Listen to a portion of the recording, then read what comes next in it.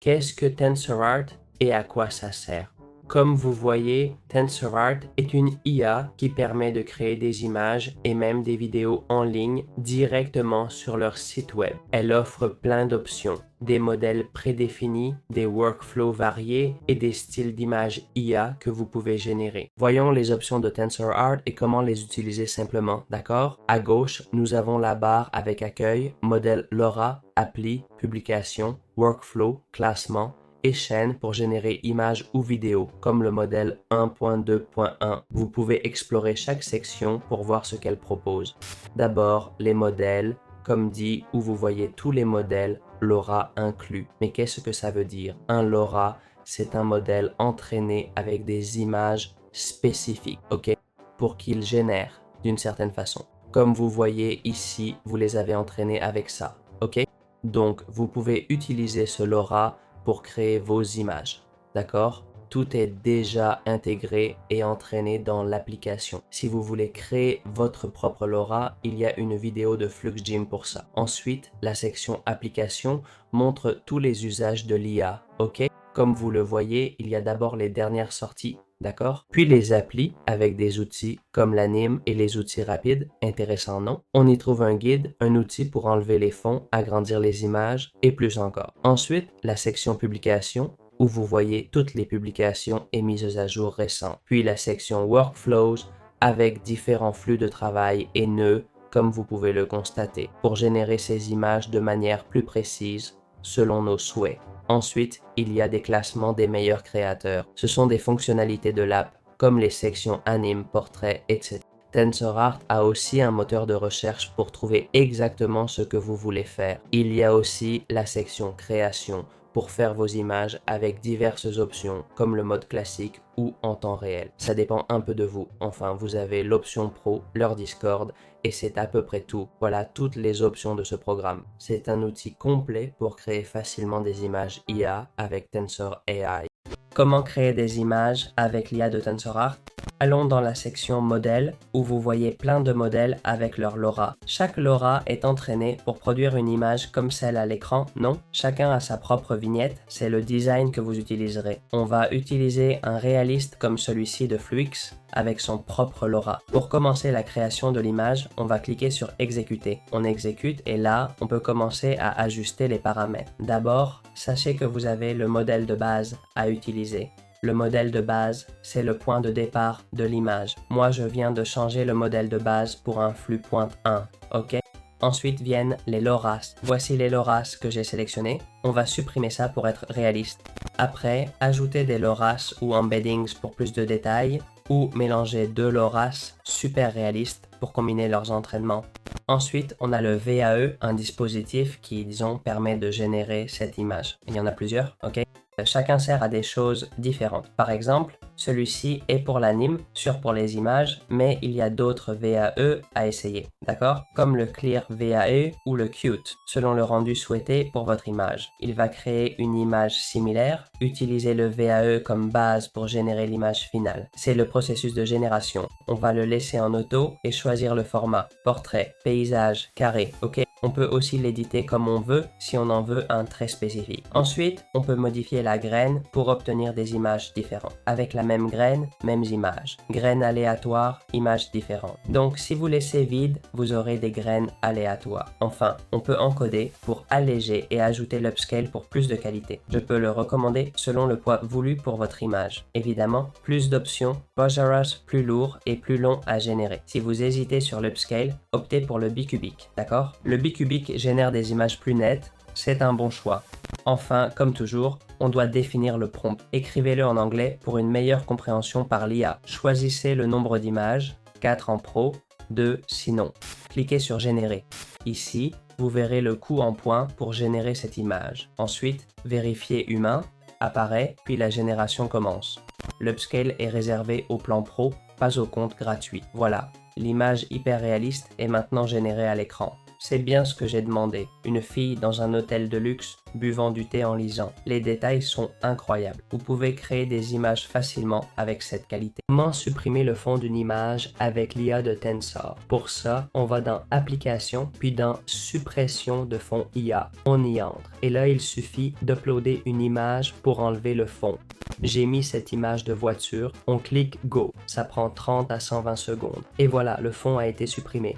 L'image de la voiture est sans fond. On va la télécharger pour vérifier. Le résultat final est incroyable. Regardez la précision, c'est fou. Voilà comment faire simplement. Uploader, c'est automatique et de qualité. Voyons comment effacer des éléments de nos photos avec l'IA, d'accord? Une astuce simple pour ces selfies Instagram où des gens apparaissent en arrière-plan.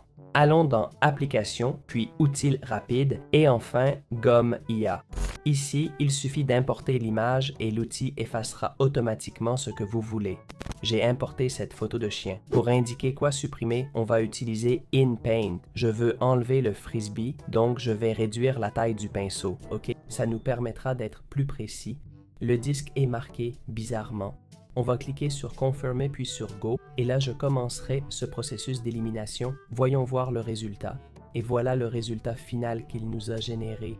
Celle-ci était vraiment compliquée. J'avais choisi une image complexe d'un chien, il fallait tout changer derrière, mais c'est bien fait. Parce que, franchement, ce chien a une sacrée taille. Non, c'est vraiment trop grand en fait. Mais de loin, c'est très réaliste et fait simplement. C'était difficile, pas facile du tout, mais le résultat est impeccable.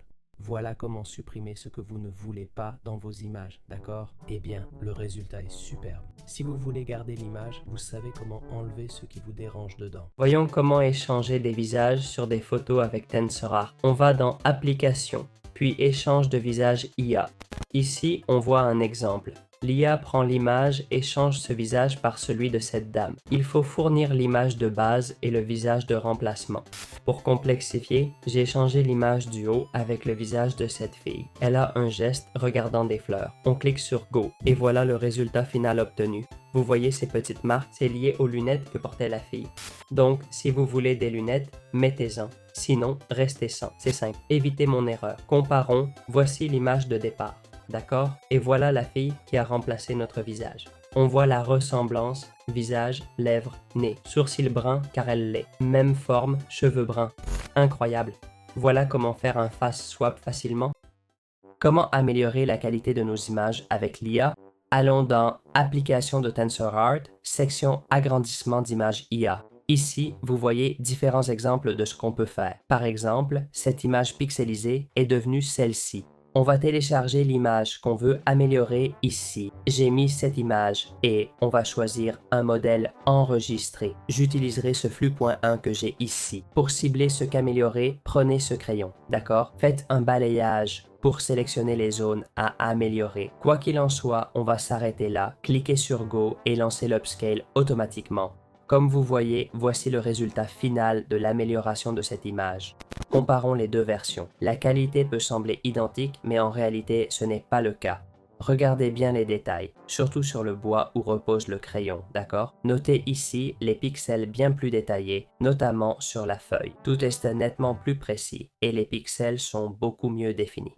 Voilà comment améliorer vos images en un clic avec TensorArt. C'est simple. Vous savez maintenant comment procéder. Voyons comment changer l'arrière-plan de nos images avec TensorArt. Allons dans Applications, puis dans la section Arrière-plan parfait. En entrant, on voit un aperçu de ce qu'on peut faire avec ce modèle, d'accord? Tout d'abord, nous allons sélectionner l'image que nous voulons modifier. Dans mon cas, ce sera cette voiture. Ensuite, nous allons décrire l'arrière-plan souhaité. L'outil va garder la voiture, d'accord? Et nous allons spécifier ce que nous voulons en arrière-plan. J'ai choisi de la placer sur une piste de course. Ensuite, on indique le sujet principal de la photo, ici la voiture, pour que l'IA sache quoi garder et comment générer le reste. Enfin, vous pouvez ajuster les mesures. Je ne les toucherai pas. On cliquera sur Go pour changer l'arrière-plan. Et voilà, le résultat final est déjà là. C'est le résultat avec l'image donnée. Avec un upscaler de cette appli, ça serait encore mieux. J'ai une vidéo sur ça. Pour info, les upscalers améliorent la qualité de l'image. En gros, si on l'appliquait ici, l'image pixelisée serait bien plus nette et impressionnante. Imaginez tout ce qu'on peut faire. prendre une bouteille et créer une photo studio, comme l'exemple ci-dessous. On peut faire plein de choses, changer le fond et créer des images studio en un clic. Voilà comment le faire simplement. Comment générer des images comme dans Comfy UI, mais plus simplement avec TensorArt? Allons voir ça. On va cliquer sur Créer et choisir le mode flux de travail comme dans Comfy UI. C'est génial de travailler avec des flux et pour moi, Comfy UI est l'une des meilleures applis de création d'images actuellement. D'ailleurs, on a un tuto complet sur Comfy UI sur la chaîne si ça vous intéresse. On va créer un nouveau flux. Vous voyez, il y a différents modèles pour diverses fonctions, mais on peut aussi partir d'un flux vide. On va choisir un modèle vide pour vous montrer comment créer n'importe quoi à partir de zéro avec ces flux. Ce que vous voyez à l'écran est un flux de travail basique pour créer vos images simplement sans être expert. Quand vous ouvrez le flux de travail de zéro, il apparaît vide. Je vais vous montrer comment ajouter chaque option. Alors, comment ajouter les options? Double-cliquez n'importe où pour ouvrir le chercheur de nœuds. Chaque section est un nœud. Cherchez ce que j'ai mis. Un loader, 2 script text, un empty latent image, un k-sampler, le VAE code et le save image. Je ne vais pas détailler chaque section. Pour comprendre leur fonctionnement, regardez notre vidéo sur la chaîne Comfy UI qui explique en profondeur chaque option. Bon, si vous voulez créer votre image, commencez par l'empty image à relier au latent image du k-sampler. Ça détermine le format de l'image finale en gros. Ensuite, on a le loader où on peut choisir le modèle qui nous intéresse le plus. Moi, j'ai le FluxStep, mais vous pouvez utiliser tous ceux que vous voyez ici et relier le modèle au k-sampler. Puis on relie le texte qu'on veut comme prompt positif au k-sampler et ce qu'on ne veut pas voir comme des lettres ou filigranes en négatif. Une fois connecté et le prompt choisi en anglais, important pour ce type d'IA, il reste la dernière étape, relier latent à sample dans le VAE code et ce VAE à celui-ci, d'accord? Ensuite, on doit connecter le clip au clip encode. OK, le texte en code. Puis, tirer un autre du même clip vers le texte en code et enfin relier image à image du VAE code à Save Image. Tout connecté et les prompts en place, il suffit d'exécuter pour créer notre première image avec ce workflow basique mais fonctionnel. Vous pouvez complexifier les workflows à volonté, explorer divers types et même améliorer vos images. Avec ce workflow, vous pouvez prendre une image et créer une section pour l'upscale. Comme vous le voyez ici, on a l'upscale. On clique sur Upscale Image et on peut facilement agrandir notre image. Il suffit de connecter l'image à l'upscale et ça améliorerait la qualité de manière exponentielle. Donc en explorant et en modifiant, vous pouvez faire énormément. Dans tous les cas, on va cliquer sur Exécuteur et comme vous voyez, il a déjà commencé à générer cette image. Important, changer Save Image en Preview Image avant d'exécuter. Notez que vous avez des essais limités, c'est-à-dire ça ne me laisse pas exécuter car il y a un nombre limité de workflows, sauf si vous avez un abonnement payant, alors faites attention. C'est ainsi que vous pourriez utiliser un workflow simplement pour vos images. De plus, si vous voulez d'autres workflows de ce type, text to image, eh bien voici un autre exemple gratuit dans le programme. C'est très similaire, comme vous voyez, et c'est aussi du text to image. Vous savez maintenant comment travailler dans TensorArt comme si vous étiez dans Comfy UI. Et enfin, la question à 1 million, combien coûterait un plan payant TensorArt? Le plan gratuit offre déjà pas mal de points pour créer des images, mais si on veut plus, ça coûte combien? Voici les différents plans de paiement disponibles. D'abord, on a 50 points gratuits pour tester. Ensuite, les plans payants. Le Pro, 30 jours à 9,90 $, qui débloque tous les meilleurs modèles de génération d'images et toutes les options Pro de l'appli. Ensuite, le plan Pro pour 90 jours coûte 20 $, soit 10 de moins que 3 mois standard. L'abonnement annuel revient à 60 $ au total. De plus, vous auriez 300 crédits par jour pour générer des images, contre 50 avec le plan standard que j'ai actuellement. Donc, avec le plan standard gratuit, on a 50 crédits par jour, mais avec le Pro, on en a 300.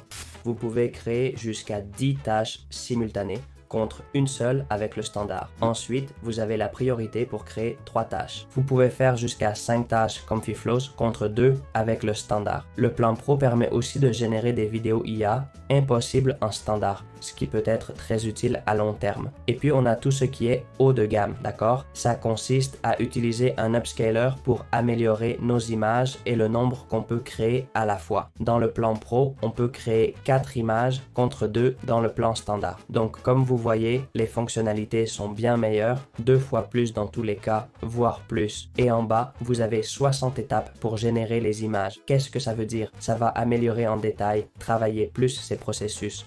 Voilà ce que le plan Pro offre par rapport au standard. Ensuite, la section crédit.